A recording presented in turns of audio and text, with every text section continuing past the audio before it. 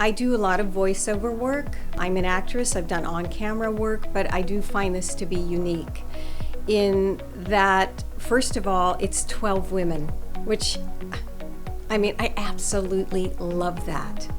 I think there's a sensibility that we have as women in the way that we're able to communicate and the hearts that we have for the love that's in this message. I will be reading of Peter, John, Jude.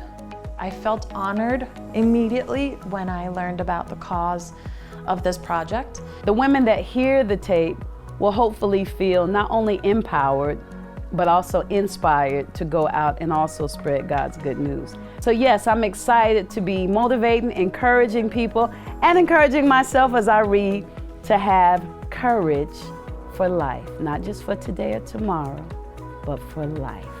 I printed out the script. I did a 1-through. I spoke to my dad, who has a theology background, and had him sort of give me a general sense of what exactly the books were, what was the background of Paul, how did it come to be, what was he trying to say. Then I go through the script. Once I have that background and perspective, I'll underline words that maybe I don't know how to pronounce, spell it out phonetically for myself on the script. I read the book of Mark, and I was reading everything that happened. It was immediately, and then this happened. It's action-packed.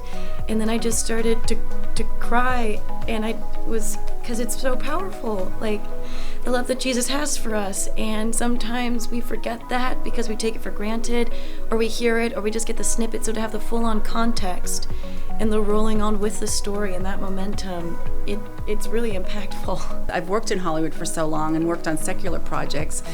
It's really fun to work on something that is near and dear to your heart and your soul. And so actually being able to voice scripture was really exciting. It was an exciting project for me to be a part of. So I had a script, if you will, but it was basically just a typed out version of the Book of Acts. And I took that and I took a pencil and a highlighter and sort of circled and underlined, maybe put question marks where I didn't understand or I didn't know how to say something. And then I also had a recording that I could listen to someone else who had previously read that and pronounced things, and I sort of cross-referenced. I had to go back and cross-reference with other sources and things like that. So it did actually take a good amount of research on my part, because I wanted to be able to walk in and feel confident and not have to go over it over and over and, oh, change this, change that, or you said this wrong. So I wanted to make sure I knew what I was doing, but I had the confidence to read with that confidence.